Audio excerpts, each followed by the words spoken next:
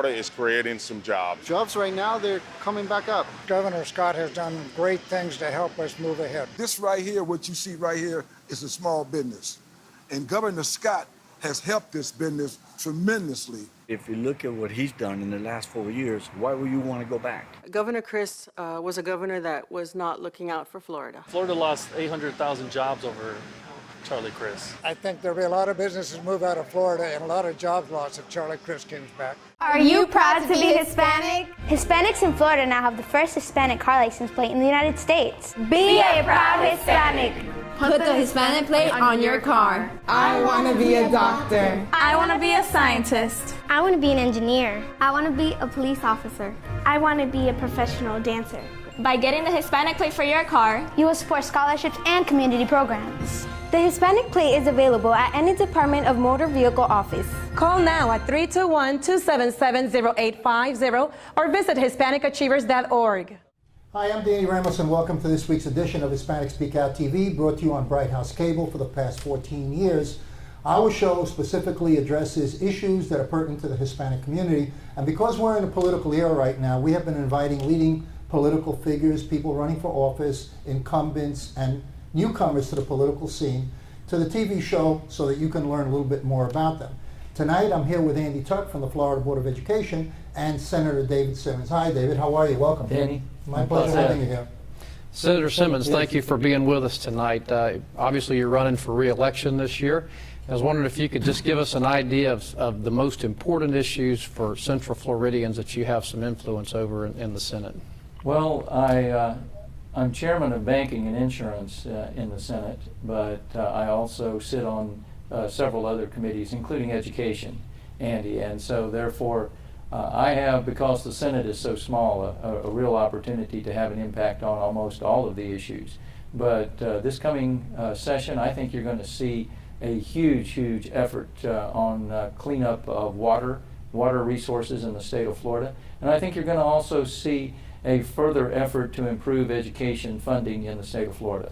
Since Governor Scott's been in office the last 3.5 years, we've seen record funding for K-12 education, along with some tremendous gains in African American and Hispanic achievement in K-12. I was wondering if you could give us some idea, give us some insight of how the legislature and the governor's office work together to implement this record funding. Well, we fortunately understand the importance of making sure that not only that there is accountability in our education system, because starting with Jeb Bush and the idea of accountability, we also have additional funding that we've done, and we do have record funding. And the whole point of it is that you can't demand accountability unless you provide the funding. And so we've done that. We work very closely together between the governor's office and the Senate and the House of Representatives, and that's the reason we've been so successful. Let me interject a little bit for the both of you, because while you're a guest, you're still with the Board of Education of Florida. Mm-hmm. Charlie Crist is running commercials that say that education has actually been cut. You've seen the commercials on, even on Bright House. What is the basis of that? Well, I can say to you that when Charlie Crist was in the legislature, I wasn't there at the time, but funding was decreased. It was in the time period in which there was a significant recession, and then what has happened is in order to finish that up, Governor Scott went ahead, kept the funding basically where it was, and then we went really skyrocketed in the last few years. So I think it's really incorrect for Charlie Crist to make the statements that he's making. What we do have is a record funding that is going on right now, as well as the projection of even further increases in education funding. And you got to remember, when Jeb Bush was first elected to be governor of the state of Florida, Danny, what happened is we were like 45th in the nation. We are now 6th in the nation. I was going to ask you about that. Yes, we have an education system, pre-K through 12, that is literally the envy of the nation. That's not saying that it's perfect. We've got a lot of challenges. We've got a lot of places in which we know that we can improve, but let me tell you, we're far, far better than the vast majority of other states. We're headed towards being #1 in the nation. One of the things that we pride ourselves in is fourth grade reading achievement is #2 in the world here in Florida. 2 years in a row now we've had teacher quality is the highest in the nation. So you want to comment on that? Absolutely, Andy, because I can say to you that we continue to improve dramatically. I go to places across the nation and meet with other representatives and senators from other states, and they look at Florida and say, how can we emulate, how can we replicate what you have been able to do in the state of Florida? And remember, we have challenges with a much greater and more diverse population than other states. And we have people who come here from other parts of the world who don't speak English when they get here. And we still overcome those kind of challenges. That's what's really superb about the education system in the state of Florida. We have an issue now. President Obama has let all of these people into the United States. He's opened the doors for tens of thousands of children, which has put a burden on the U.S. economy to almost $750 million to be able to teach these children, because these children are coming in and they don't speak the language. A lot of those children are going to be headed to Florida. I don't know exactly how many, but Florida was designated as a delivery state by the White House to send children. I have two questions. Did anybody know that they were being sent to Florida before he decided to send them to Florida? Not that I'm aware, Danny. Okay, and the second question is, how is the state going to deal with the influx of tens of thousands of children in the educational system, which it seems to be overburdened, because I heard that a lot of these children, because of their ethnic background, will go into minority schools that are majority minority. So how's that going to affect? How do you think it's going to affect the system in the coming years? Because it's $792 million a year. And Danny, we've got to, of course, assimilate if in fact these children are here and are not going to be sent back. What we've got to do is, of course, make sure that we work harder, assimilate more, and make sure that that they're taught English. Because let me tell you, being able to speak English is the essential part of being able to learn in English. If you can't read and understand English, speak it well enough, then you have a difficult time learning geography, mathematics, all the other courses that you have. So we'll have a big challenge ahead of ourselves if this happens. Mm-hmm. Andy? Well, I want to get back to the funding part. I mean, I know we've seen the commercials that we have record funding now, but then we have Charlie Chris is saying that the funding was cut. Is it fair to say that because we have so many students moving back into the state because the economy's picked up and it's more of we've got more students now, so therefore we have maybe less per student, but record funding overall? So is there any effort, you think, with the legislature going forward that we will get that per student funding back up? We're going to have, we've got some of the highest per student funding and total funding in education ever in the state of Florida. What Governor Scott has proposed is to even increase it upwards of $800 million. What we're going to see, I believe, is the highest funding this coming year, the highest funding ever. Even before the recession, I can say to you that this is going to be the best funding that the state of Florida has had per pupil. And I think that that's incredible that he's made that commitment and the legislature has made that commitment. Okay. You're running against the Democrat, okay? Who is your... No, I don't have a Democrat. I've got a no-party affiliate individual. A no-party affiliate, okay. That's Who right. is that person? It's Mr. Osborne. Mr. Osborne. What is the major difference in the philosophy that you have versus him as a candidate? Well, it's a dramatic change and difference is that I have been able to accomplish a tremendous amount. He's never held public office, and And the simple fact of it is that if you look at what I've been able to accomplish in the way of funding for education, for the extra hour a day for those students who need the help, the other things that I've been able to do, it's a dramatic differences between someone who has not been able to accomplish much and someone else, myself, who's been able to do a lot for the state of Florida. The Orlando Sentinel has said that I am the definition of substance over style. They've said that I am, they even called me a statesman. They said that I was All politicians are supposed to be that. Yeah, but I didn't say that about myself. They said that about me. And they said that I was the legislature's problem solver. So the big issues, such as making sure that we have clean water, that's an issue that I've been at the forefront on, that I believe is an incredibly important thing for the state of Florida and for all the citizens of Florida. Well, David, thank you so much for coming in. We just ran out of time, and I really appreciate you coming down to address the community.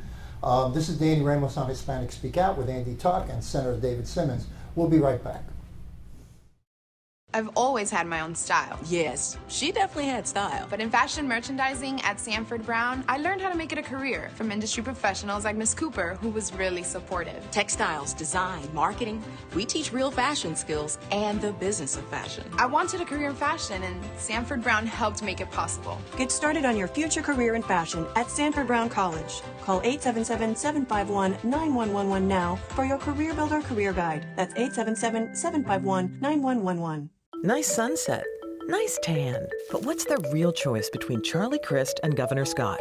Charlie Crist slashed state education by nearly $1.4 billion. Under Rick Scott, education funding's at an all-time high. Governor Crist lost 800,000 jobs. Scott helped create nearly 600,000 jobs.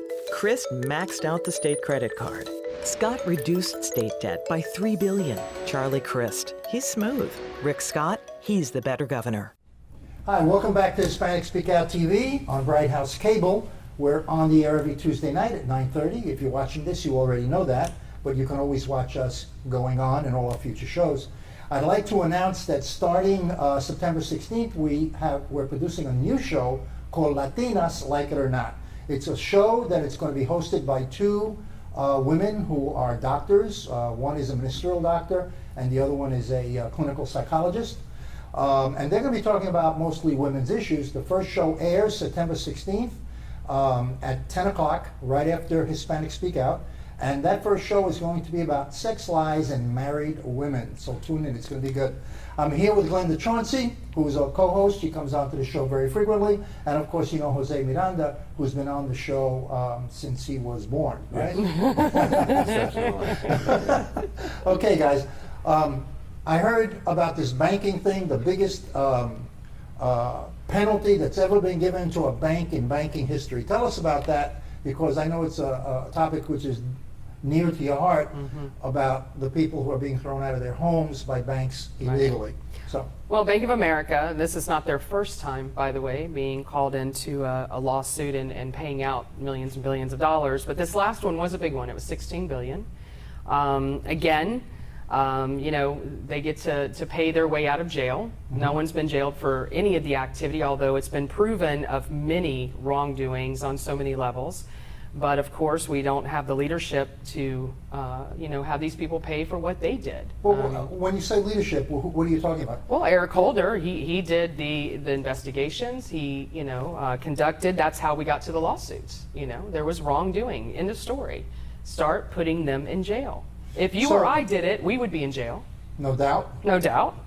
But we don't have $16 billion to give in compensation. Listen, but that doesn't answer the questions or of legal terms. I mean, so it's okay that just because they have more money than we do, that it's all right that they don't go to jail? I mean, what kind of message does that send out to our generation? The same message has been being given by the company for years. Well, but this is the first. Right. Yeah, but this is the first time money helps when you're in trouble. Well, listen. Money helps pave the way. Yeah, exactly. But it's instilling really bad, in my opinion, you know, kids, it's okay to lie, steal, and cheat. I mean, it's just all the way around. Isn't that what wrong. corporate America is? Let's not go down. I don't know about corporate America, but I'm only speaking of this. What was the fine exactly for? What was the damage that they did that they got fined for? Because they have been known to falsify documents. In order to foreclose on properties, they falsify documents. It's still being done. Still in courts today. I sit in courtrooms in front of judges. They are still allowing the banks to take these properties away with illegal lies. I mean, they're just falsified documents. I mean, I don't know what else to say. That's what it is, and that's why they're paying out these billions of dollars. And guess what? It comes to the state, and the homeowners don't get it. They don't get it. I mean, they issued out $300 checks per family that were illegally, So who's getting the money? Well, I don't know. Ask Pam Bondi. You said it's coming to the state. It comes to the state. They do. They divide it. That $16 billion will be divided between the states, and then it goes to the AG. That, in turn, being Pam Bondi, obviously would put out those funds, but they don't go anywhere. Can they take that money and utilize it for other funds? Yes, they have utilized it for other funds, helping people get homes, buy more homes, but not the ones who lost their homes. I mean, it's just a lot of different programs that they've been giving these monies to, but it's not going to the people that were affected by this lawsuit, or that should have gotten the rewards of this lawsuit. Those people have gone down and they're not coming up again. No, they're done. So they're basically just blessing them away and say, you're already finished. So society, this is the way the government says, okay, something bad happened, you're going to pay a big gigantic fine. The banks pay the fine because after all they have the money and they to pay pay it to the fines. the state. And they pay it to the government. Right. But the people who suffer don't get anything. They don't get anything. It's a joke. I mean, it really is a joke. I mean, we've got the highest homelessness we've ever had in our country. People love to overlook that. Kids in school, I mean, we had 10,000 children over at the arena with Hope Now International giving out backpacks and immunizations. Most of these kids don't even have insurance. What arena are we talking about for our listeners? Orlando Arena. So this is homeless Amway. kids. This is homeless kids. Well, they're not homeless. These are kids that the parents can't afford to go out and get them their supplies and their backpacks. So let me ask you, let me flip this out on you. All right, that's something that you've been working on, right? And what's it called, Hope? The Hope Project? Hope Now International. Actually, Michael Radkus had this organization for 9 years. How do you feel about President Obama allowing 100,000 kids to come across the border that we have to pay for when we don't have money to pay and help the kids that we got? Well, how do you guys feel about that? what I feel is that the monies that were awarded from these banks, why didn't some of those children that were foreclosed on, that are now homeless, why didn't they get those monies to get those kids out of trouble? Or get them into a home, or to get them into a place. I mean, do you know right now the churches, WRCC, the Coalition for the Homeless, all these organizations, they can't take any people right now. You know why? Because what they want to do is cut it off cleanly and walk away. But how can you walk away? So they give the money to the government and say, "It's all right, we gave you the money, you do what you want with it," and then they just walk away. Because if they started to get into programs and giving out money individually, it's going to be an ongoing nightmare for the bank or the banks. So they don't want to get into that. They'd just rather pay the fine and walk away. It'd be an ongoing issue for the government itself. Yeah. The local government. I'm not talking about the federal government. Our local government. We seem to be having major issues with education and funding education, although... Governor Scott is going to take care of that. Well, I know that because, and that could be because it's an election year too. Right. But, what you're talking about is that American kids or American citizens don't have the money to go to school. They need more money. And what we're talking about is another 100,000 kids coming in who don't speak English. So, it's kind of like a paradox. It's kind of like, what do you do? Yeah. Because now you're adding another 100 kids to the system because of the border crisis. Right. When American kids that are American citizens don't have the money, they don't have the money to buy the tools they need to go to school. How about when oil companies... And I'm not saying, I'm not taking a position what about the oil kids coming in and out. These corporations that are making $100 billion extra.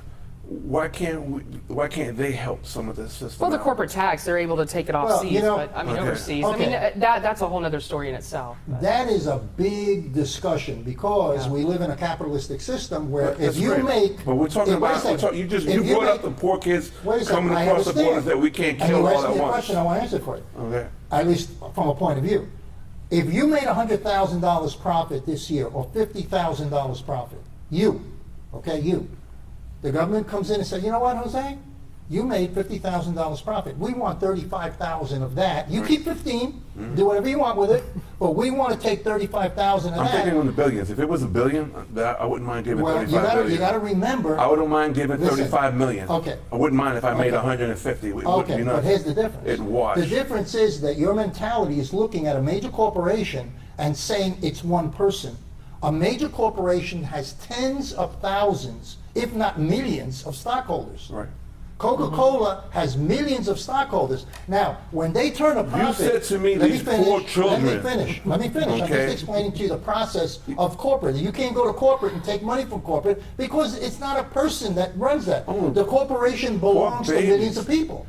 Well, So baby. those people... So let's not what the hell with They get kids? their $4.80 Let's not on worry their about stock. the kids. Well, listen, the let's not worry bottom about line is education. this, is I think that a lot needs to be done. complicated. It's very complicated. But I complicated. also think, at the same token, that this state of Florida, everybody is in this bubble. I don't know where we live. I really don't. But I'm going to tell you, I'm out there. I'm on the street. I'm out there feeding children. I'm out there helping people. You know, you listen to the politicians and all these people telling these grandeur stories, and they're stories, I'm telling you. Because if you're really out there and you're really listening and you're really seeing what's going on, we have a big issue in our state. We really do. We have a big issue We've in got this country. kids going hungry. I mean, it's and they're homeless. I mean, people, they don't know this because they don't want to be reported to the state and have their children taken away. They don't talk about that they're living in cars. They don't talk about that they're living in tents. Why? Because they don't want their children to be taken away. So we have a mess on our hands, and we need some politicians to clean it up. Well, the question is if that's going to happen, because we live in a political system of compromise. And then we have two sides to that compromise. We have Democratic and we have Republican. So that the whole system is based upon the three parties. Well, I happen to say we have the executive three, but- branch, yeah, the executive branch, the judicial branch, and the legislative branch. So the whole system is based upon compromise. You don't get anything through. Yeah. You get gridlock when both sides stand their ground. And of course, that's when we go into voter Who representation. right? is going to hold the banks accountable for the falsifications, for the false signatures? Eric Holder gave him a fine. Who's That's going to it. hold it? It should have been done at the top level. Who It else should is have been going to done. hold them? Is there a government agency or No. No, a Eric particular Holder. politician No, that's going to hold no, them? that's the Eric Justice Holder. It's Department. the Eric Justice Holder. Department. And Eric Holder said, give the government $15 billion or whatever it is, Yeah. and you're off. He said the banks are So, too big to jail. Somebody He's made the Yeah, but comment. you see, there's where the corporate thing is. Somebody authorized that as an individual. The corporation is a piece of paper. It is individuals who authorize that. So somebody was accountable, and they can find the proof of that. But they elected to give a fine so that these white-collar criminals would get off. So they compensate by giving money. See? If it was me or you, we'd go to jail. There's no question well, about that. everybody There's go to no jail. question about that. You can't falsify documents and go to court and say Yeah. under oath, I didn't falsify these documents when you know they Yeah. did. So. Okay, let's go to the next subject. We only have 3 minutes left. Voter registration, racial tension. You know, when we look at the community, what empowers people in the United States, and you've said that many times, Jose, is you got to be a registered voter. If you're not a registered voter, you will not be heard. There's two ways to be heard in this country. Registered voter, and if you got a lot of money to throw at somebody. Or there's a third way, a mob and a riot. Okay, That but you doesn't- want to know that's- something? That's a temporary expression of energy, Yeah. but that doesn't solve the problem That's because true. everybody goes back to their normal lives after Yeah. 2 weeks or 3 weeks. They're not in the streets rioting for a year. The thing is, real quick, because we're short on time. If you don't participate and put in your 2 cents, you fail to get your worth out of it. Right now, we have a glaring example of Ferguson, Missouri, in your windshield, kind of that explosion that lets you know if you don't participate in 10 or 20 years, what you do today is going to come back and bite you in your butt on the other side of it. And you cannot change government at the end of a gun or behind a mob. It won't do. That's not what this country is about. And all those people that are crying that they're not getting their fair share, they got to get out there. Your vote counts. If we can only turn on a voting thing right now of 17 to 23% just came out in this last election that we had, the primaries. What are we saying? What's the message? And that's what we have to change. Well, the message, when you get 20%, and that's what they got, a total of 20% in Ferguson, black and white. No, actually they got less than that in Ferguson, but here, even in this state of Florida. Yeah, weren't we 7%, 8%? We only turned out less than 20%. Okay, what message are we sending to ourselves? What ignorance are we showing? Well, what you're doing is you're saying, and that's where you get royalty in politics. Because if you don't go out and vote, you're leaving it to a politician who's in there to make the decision for you. Well, and then you have all the say lobbyists that go in Right. to put pressure on those politicians, so the politician yields to the pressure of the lobbyists instead of the pressure of the voting public. But I'm also going to say this because I've been in political pages and I listen. A lot of people don't think you need to elect a judge. Like, you know, that was the big deal, was electing judges. Me personally, I went out there and said, yes, it is important because we need to get some of these senior judges that need to retire. They need to be off the bench. We need some new blood in there. So a lot of people just don't have the knowledge of really how votes work. Do you understand what I mean? Right. Like, they don't really understand. I didn't. I really didn't understand how powerful it is or what it means to really vote in the primaries. Right. But it is important. This is And very I pushed it. I really pushed it because it was about judges. And then other people, well, it doesn't matter who the judges are. No. Yeah, it does. It does matter. It matters who It they are. matters because Yeah. every judge has a philosophy, you know, and that philosophy, no matter how impartial they say they are, it pops up every now Sure, and then. absolutely. And that's why judges have to be reflective of the population, reflective of the ethnicity of the population, the income levels of the population. Guess what? We ran out of time. Yeah. Good discussion, guys. This is Danny Ramos, and stand by for a message from Dolores Guzman about voter registration, but she's going to do it in Spanish for our bilingual and Hispanic people that are watching the show. We'll be right back with Dolores Guzman. Florida is creating some jobs. Jobs right now, they're coming back up. Governor Scott has done great things to help us move ahead. This right here, what you see right here, is a small business. And Governor Scott has helped this business tremendously. If you look at what he's done in the last 4 years, why would you want to go back? Governor Chris was a governor that was not looking out for Florida. Florida lost 800,000 jobs over Charlie Crist. I think there'll be a lot of businesses move out of Florida and a lot of jobs lost if Charlie Crist comes back. Before I became a graphic designer, I thought I only needed to master the software. The computer can only do so much. But at Sanford Brown, Ms. McCarthy helped me develop my eye for design. She even shared her own professional experiences. The adventures of a real-life graphic designer. Prepare for your future career as a graphic designer at Sanford Brown College. Call 877-918-6444 now for your Career Builder Career Guide. That's 877-918-6444. Hi, I'm Jose Miranda. This is Hispanic Speak Out. Tonight we're speaking with Dolores Guzman, and she is an advocate in the neighborhood, in the community, and she has something she wants our listeners to know. Mi querido pueblo latino, quiero hablarles de lo más profundo de mi corazón. Muchos políticos dicen que este no es nuestro país, que nos debemos regresar de donde vinimos. Sin embargo, de la única manera que nos podemos hacer valer, respetar y contar es con nuestro voto. Tenemos que demostrarles a los políticos de esta nación que la comunidad hispana dirá presente en las elecciones 2014. Estas elecciones son muy importantes porque nuestras vidas diarias dependen de las leyes que nuestros políticos electos ejercen a diarios en nuestras ciudades, condados y estados.